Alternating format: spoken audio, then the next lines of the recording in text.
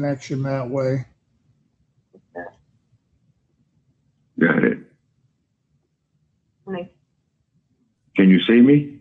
No, I just see that it's trying to make a connection. Oh, it says start video. You got to hit that, Stacy. See, my daughter is trying to help you. Okay. All right. All right. Can you see me now? I can, but I can only hear you over the phone, but that's fine. Let's just do it that way. Okay. I'll keep the phone going. Okay. Susan, you can put us on the record now. This is a matter of Curtis and Deborah Walker versus Booker Walker Jr. Mr. Conan is present on behalf of the plaintiffs. Plaintiffs are present. Defendant is present. And I see Mr. Dan Verlin is also present. So, Mr. Conan, this is your motion to enforce this court's prior order. It is, Your Honor. Your Honor, the court will recall that we were able to retain the services of Aaron's Pest Control to remove vermin from the property on Merriman Street. Along with that, there were holes where the raccoons were making access into the attic of the place. I remember the raccoons, yes. So part of the service that Aaron performed was to seal up all of the entry points as well as trapping the animals they could trap. It came down to apparently a cost to finish cleaning up some of the ports. Some of the work was beyond Aaron's ability. They had a contractor who ended up charging an additional $200 to finish up the work. They were licensed to do carpentry work. Mr. Booker Walker complained he wanted somebody else to do the work. He didn't indicate that they could pay a better price, and he didn't actually provide us with a name of this outfit or whether they were licensed by the city. So without proof that they were going to buy a lower price, we determined that we should go ahead and have Aaron's finish up the job with their subcontractor. They, in fact, have done that. We are ready to finish on this property on Monday. We don't want any problems from Booker Walker because he has dragged his feet and caused problems.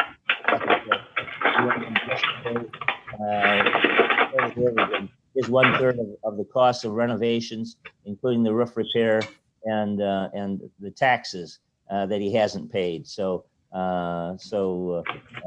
fortunately, the plaintiffs have picked up those costs, and they're intending to be reimbursed from the closing proceeds. So we want things to go smoothly. We want Mr. Booker Walker to comply with what this court has ordered. Thank you. So has all the work necessary to proceed with the sale of the property been accomplished?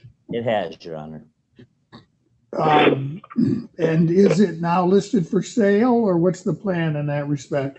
It's closing. It's been listed, but Mr. Verlin has had the property listed.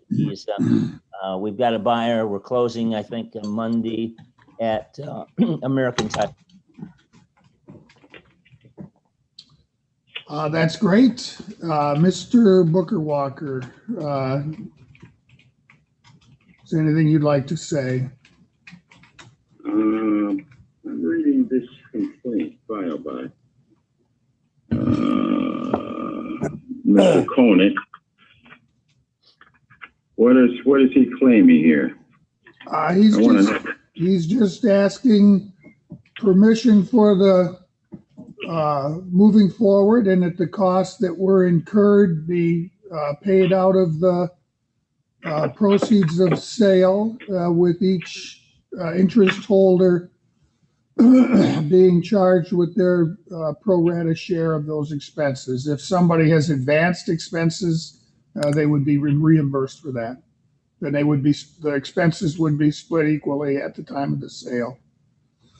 The only expenses that we were designated to incur by court order, I think that's what they're referring to, should be the only thing they're referring to, was for the removal of the pests or the raccoons from the property and to cover, and secure all entry and egress places that was used by the raccoons to get into the property. That's correct, and that was it. That was the only thing. That's what they're seeking reimbursement for. No, they're actually, as well as well. Hold on, as well as Mr. Conant's attorney fee.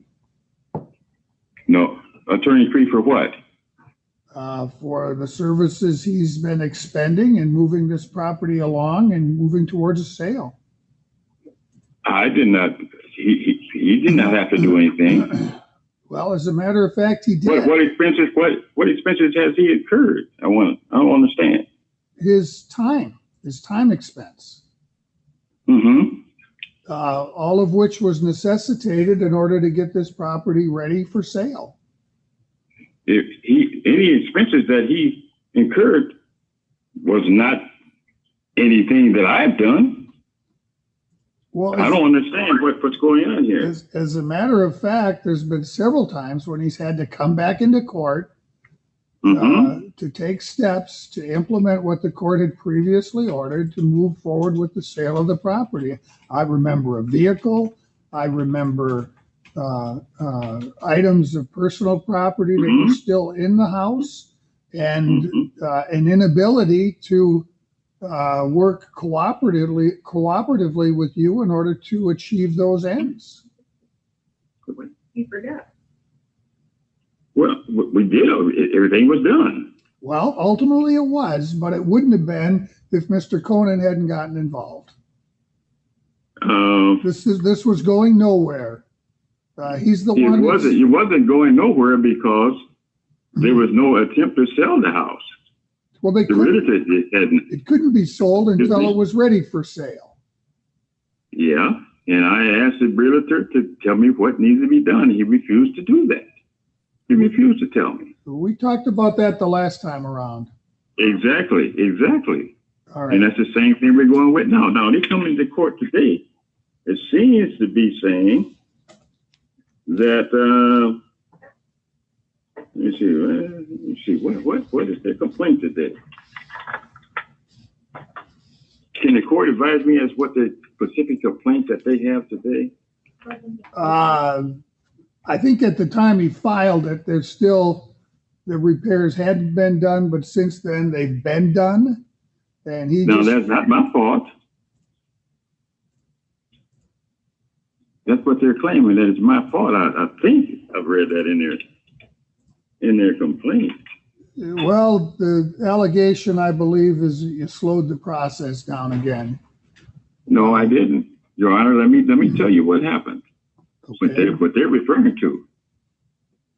Prior to the contractor coming to the house, exterminator, I went to the house a couple of times after I gave the key to Mr. Berlin and so forth. You remember that little court hearing we had? Oh, I remember. Which involved, you remember? Okay. I gave them the key, and on 2 different occasions, I have to go to the house after that to inspect and make sure it was still intact and everything was in order. I found the house open, unlocked, not secured. I called Mr. Berlin and asked him about that occurrence. He said, well, maybe one of our contractors come in. Who's Mr. Came into the house and didn't lock it up. I said, well, Mr. Berlin, will you please let me know who's coming to the property and when? He resisted doing that, but I think it was his wife that was in the background that said, Dan, that is a reasonable request for you to do that. So he said, okay. Then a week or so after, I'm going to a store, which is on the corner where the house is. And I notice a truck in the driveway. So, who is this on this property? Now, I don't think that I'm violating any rights that I have, and I'm doing anything that I should not do to ascertain who is on my property. And that is all I did. In this complaint, they're claiming that I ordered them off the property. That is a total fabrication. There's another word for it, but I'm not going to use that. That is not true.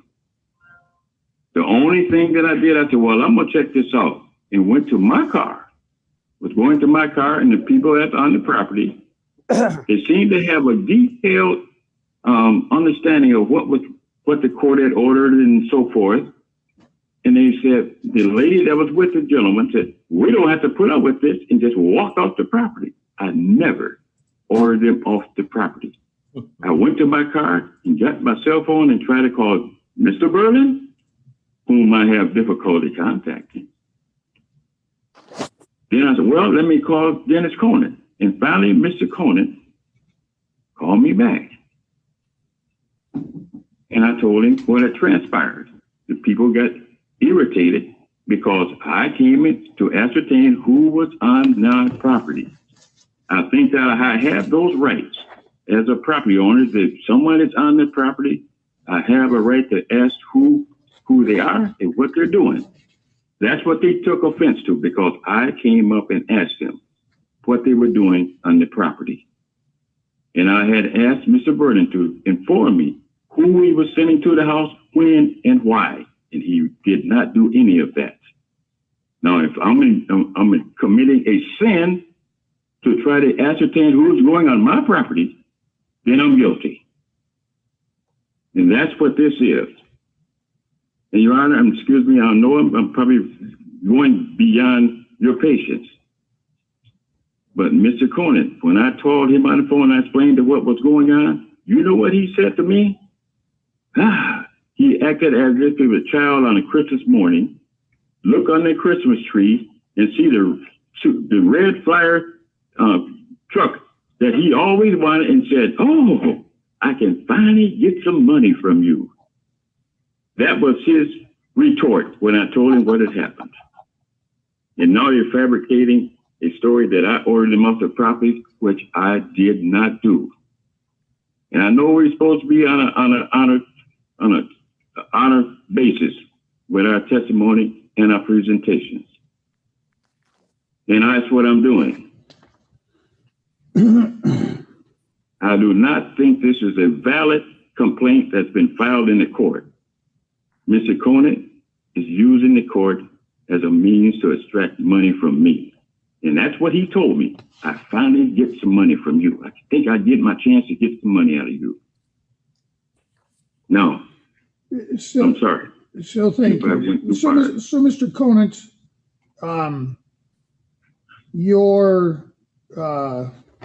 your motion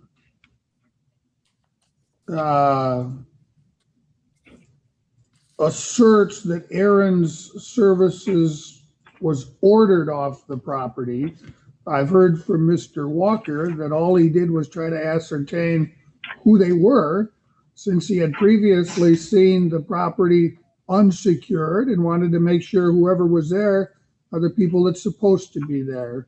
Do you have any information to contradict that? I do. In fact, Mr. Verlin had to prepare a letter to Aaron's to request that they come back and apologize for the behavior of Mr. Walker. Mr. Walker had to sign that letter, Mr. Booker Walker. Mr. Verlin and I both signed that letter apologizing to Aaron's for the conduct of Mr. Walker ordering them off the property, asking them to come back and complete the job. I don't have that letter right at my fingertips, but we can certainly send it to the court.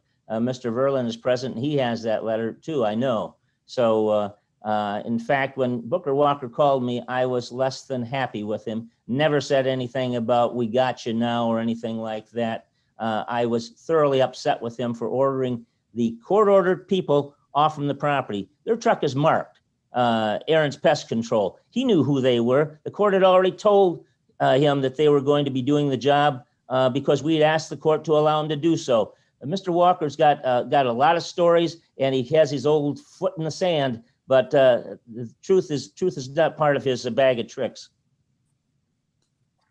So, Mr. Booker, Again, yes. Walker, Mr. Honor,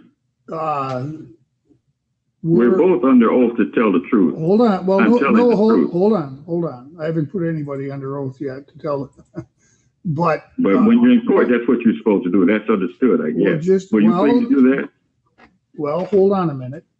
We're not here today for me to take testimony. I may decide to do that, but let me ask you. I wish you would. Let me ask you. The people that you questioned about who they were, did they not have a truck there that had the business name, Aaron's Pest Service, on the vehicle? I did not notice that.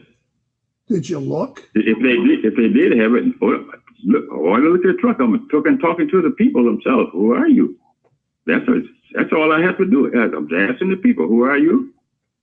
And then they went into a dissertation about, that's a court order to do such and such. I said, well, let me check this out. That's what I said. Let's skip ahead. That's all I said. And I went to my car, and the lady took offense as if it was a coerced, not coerced, but.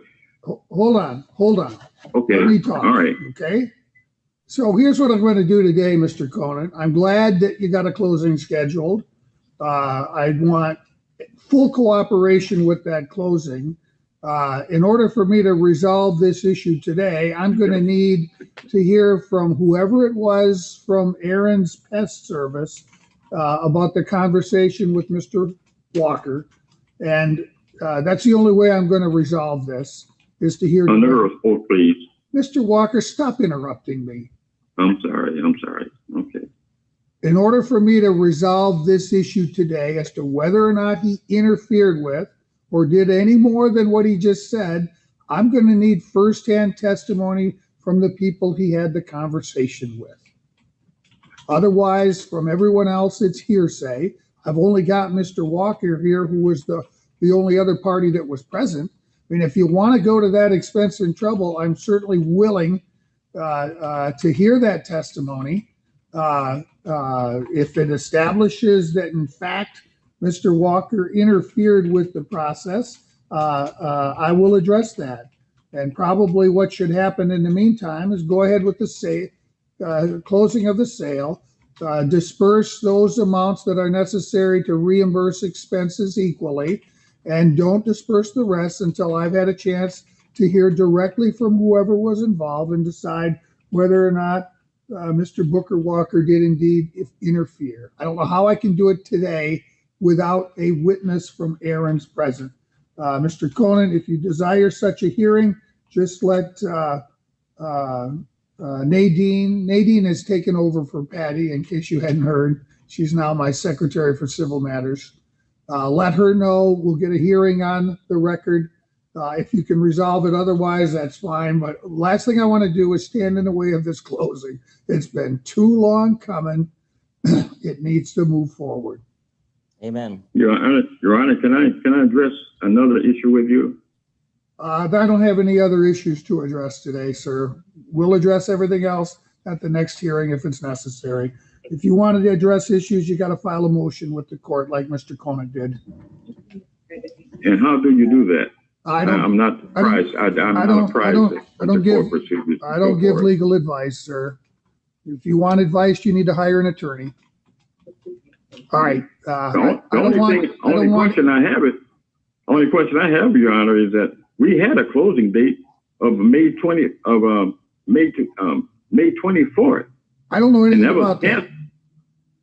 Mr. Conan tells me there's a closing date coming up. Apparently, they weren't ready to close by then. I'm Mr. Walker.